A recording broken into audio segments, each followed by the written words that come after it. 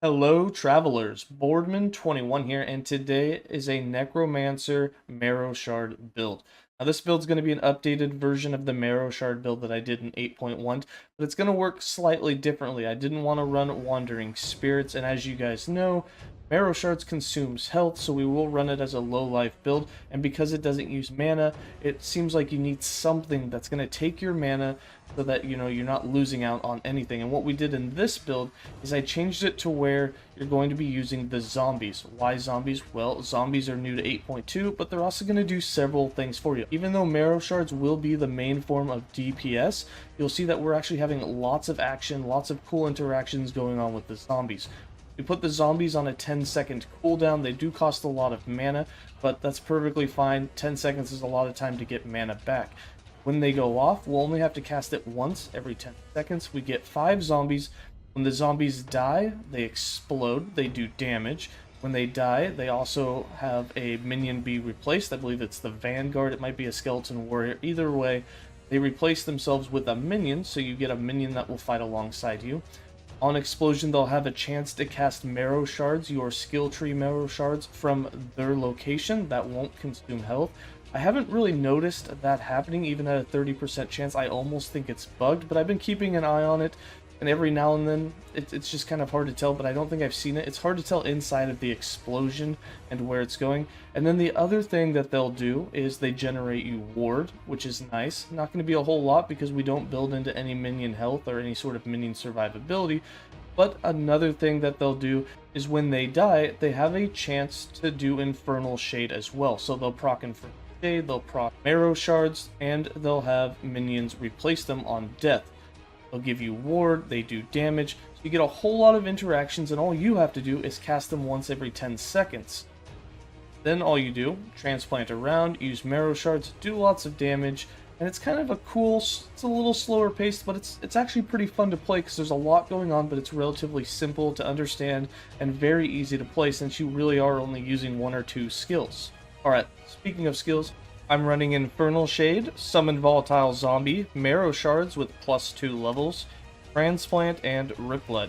For Infernal Shade, I've got this set up to where we're just doing a lot of damage with it. It can lay on the ground, it can sit there for a little while, it can reattach, those type of things. You can really build it however you want.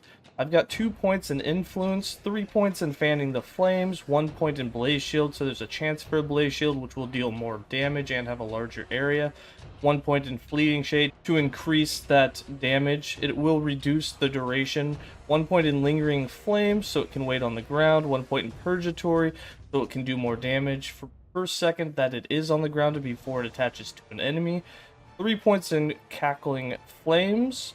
4 points in Shifting Doom, 3 points in Brimstone, and 1 point in Hellfire.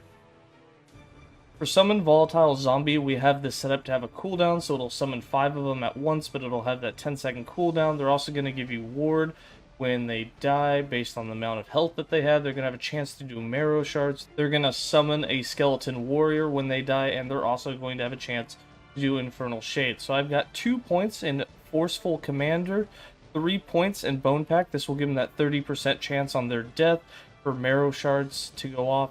1 point in Daunting Blast, 2 points in Dreadful Horde. This is what gives it that 10-second cooldown, but will allow you to cast 5 zombies per cast. 2 points in Fervor, 1 point in Ferocious Horde, 1 point in Shepherd of Thralls.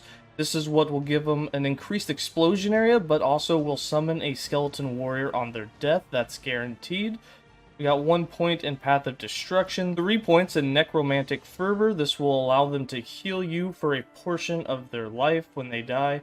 1 point in Vital Ward turns that from health into ward that they'll give you, and 3 points in Effigy of Combustion so that there's a chance for Infernal Shade to be procced when they die. There will be a 60% chance. This also reduces the mana cost of Infernal Shade by 50%. Another reason why it's not a big deal for it to cost a lot of mana to cast Infernal Shade.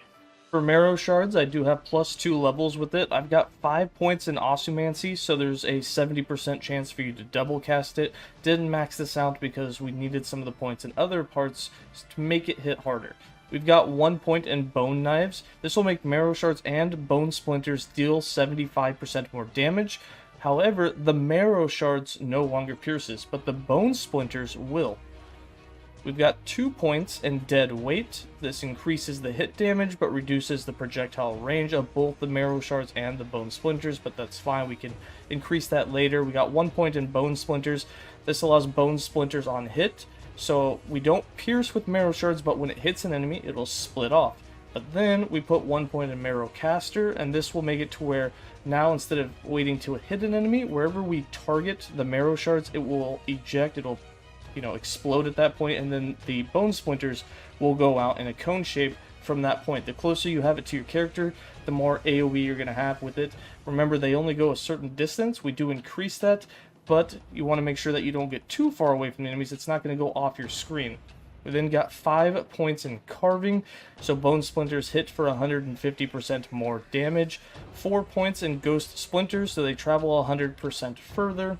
2 points in Dark Precision to give them more base crit chance, and 1 point in Ivory Obliteration for 35% more critical multiplier with them. For Transplant, we have this set up to give us the Bone Armor, some detonations, to cast Rip Blood multiple times, to give some mana back. We've got 1 point Acolyte's Fervor, 3 points in Dance of Blood. This will cast Rip Blood 3 times every time that you transplant. 2 points in Sadism. This gives us global increased damage. 3 points in Pale Blood. This restores 30 mana. Does increase the cooldown of Transplant itself, so you won't be able to transplant as often. 1 point in Rain of Blood for an additional detonation at arrival. 1 point in Depravity for an additional detonation at arrival, so you'll get 2 more of them. 1 point in Scarlet Rain, so the detonations explode in a slightly larger area.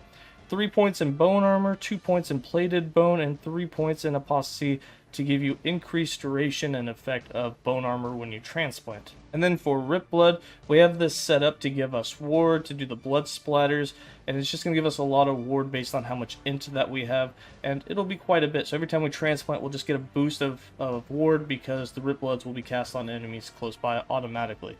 So we got 5 points in Splatter, 1 point in Eviscerate, 3 points in Arcane Absorption, 1 point in Rip Spirit, 1 point in Arcane Fortress, so that instead of gaining health from Rip Blood, we'll get ward granted instead. 1 point in Hemomancer, 4 points in Quenching, 3 points in Mana Feast, so we can get mana granted. So when you do use Rip Blood and you get the Rip Blood orbs coming back, you will get some mana from that. And then 1 point in Hematology, so we get even more ward based on how much int that we have on our character, which is quite a bit. For passives, I've got 20 points in the base Acolyte class with 2 points in Blood Aura, 5 points in Blood Pact, 5 points in Dark Rituals, and 8 points in Forbidden Knowledge for that intelligence and the necrotic resistance. I've got 40 points in the Lich. We got 5 points in Survival of the Cruel, 10 points in Apocrypha, 1 point in Hollow Lich, 8 points in Dance with the Death, 8 points in Unclosing Wounds, and 8 points in Crippling Insight. And then I've got 53 points in the Necromancer, our Mastered class, with 8 points in Elixir of Hunger, 5 points in Reclamation of Souls, 10 points in Cursed Blood, 2 points in Wisp Weaver, 8 points in Tyrant, 5 points in Frantic Summons, 5 points in River of Bones, and 10 points in Heresy. And then for our idols, our items, uniques, our blessings, for the idols, pretty standard stuff. I've just got increased spell, physical, critical strike chance. You can get that on 1x3s, you can get it on 2x2s. Really, that's mostly what I'm after. There's 2 things you can go for here. For me, I went with a lot of spell, physical, critical strike chance. I wanted to get to 100% critical strike chance with Marrow Shards, as it was my main damage dealer. I wanted that to do really good damage. The other thing you can go for if you don't have these, which I'm sure you'll have some, they're pretty common.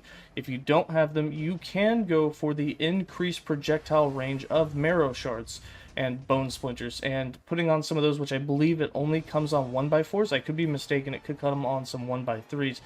But if I know it doesn't come on 2x2s. If it comes on the 1x4s, you can fit 1 or 2 in there, but then you'll be kind of limited with what you can do. I like using 2x2s and 1x3s because they allow you to fit the most into the new unique shape that we have, and you could get the increased spell, physical, critical strike chance on both 1x3s and 2x2s, so it was a good way to get to my 100% crit.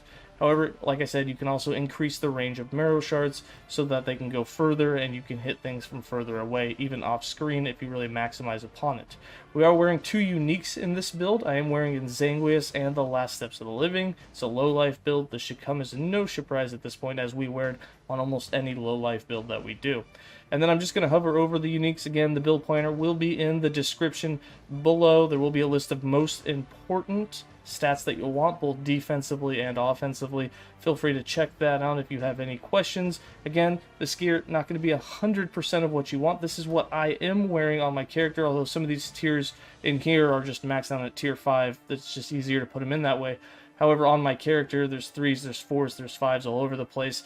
But this is the affixes that I have on my character, so in the gameplay, this is what's reflected. You can max it further. You just get better affixes, more best in slot affixes. You can do it. That definitely is true for the blessings. These are the blessings I have on my character. There are better ones that you can do. If you go into it and you're like, oh, this should be better, you don't even have to ask me. It probably is better because this is just what I have on my character. Again, just going to hover over these so that you can take a look at them. And you know, if you already have your critical strike avoidance, you won't need it as a blessing. If you have it as a blessing, or if you don't have it as a blessing, you might have to get an extra slot of it on your gear. And then once I hover over these, again, be in the build planner for you. Let's go ahead and get into the character sheet. Alright, for the character sheet, we have just over 2200 health. We're not capped on all resistances. We're a little shy on lightning and a little shy on physical. And of course, poison, not really a big deal. But as a low life build, you're generating so much ward, not a huge deal. While capping them will obviously take you further in endgame. If you want to go higher in corruption, it'll make it easier on you. If you're going in the arena, you might get a few extra waves. If you'd like, you could cap those. Getting some tier 5 lightnings on your gear will boost those a bit more. Got about 10% armor, no dodge, and then for damage types, we're seeing between 500 and 700% on damage types. Most of that's coming from Hollow Lich and all the Leech that we have, since we've converted all that Leech to damage. We also get a bunch of damage bonuses for being low life. And then for how to play the build and the skill rotation, one, you are going to have Marrow Shards, in which you'll just be casting this. It will break wherever you decide to point it, and then it will fire off the Marrow Shards in that cone shape. As you can see, I have my 100% crit. We're not critting for just absolute enormous numbers, but we are doing pretty good damage. Once we get a bunch of shred on the enemy, or on the training dummy in this case, you do a little bit more. We're sitting between 15 and 20k crits on the training dummy, which means you'll be doing about 1500 to 2000 damage on level 100 mobs in the arena and in the echoes, depending on what modifiers you give them. Obviously, you give them reduced damage and stuff, that's going to go down.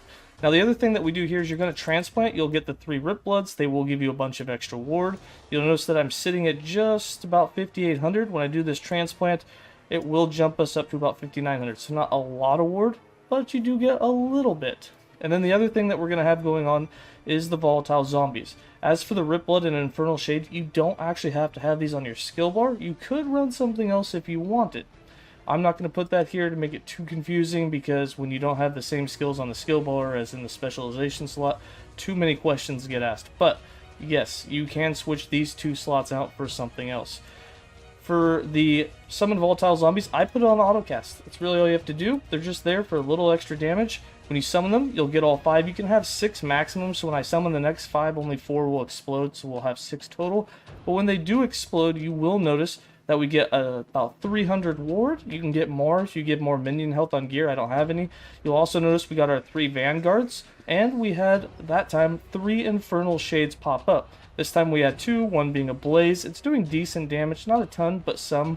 And we got 3 more of our Skeleton Warriors. So it's just something you can put on autocast. It only goes off every 10 seconds. It's just a cool interaction. Then of course your zombies will also be going and exploding on enemies. And then if they don't kill the enemy, there's a good chance they're going to put an Infernal Shade on them. So just a cool way to use Infernal Shade, and a different way to play that's not really based around minions. This is mostly based around just using your Marrow Shards and doing great damage with Marrow Shards. And that's really it. That's as simple as the build is. You run around, fire your Marrow Shards, and every 10 seconds the zombies will go off. When you need to, move, you transplant around, you get some Rip Bloods that go off, and that's it. Cool explosions going off, cool Marrow Shards, lots of splinters going everywhere. Now, again, it's not going to go the highest in the arena. There's nothing super special about it. It does have some cool interactions, but as we all know at this point, the Acolyte is seeing a lot of changes. But if you're looking for something to just play a little bit differently until the next patch comes, I recommend having your zombies explode, Infernal Shades going, and being able to just throw Marrow Shards and Bone Splinters at the enemy. It's pretty fun. It's just a way to kill a couple of days. Alright, that's going to be it for me. I hope you guys enjoyed the guide. I hope you enjoy the build if you decide to give it a try before patch 8.3. As always, stay safe, travelers, and have a good day.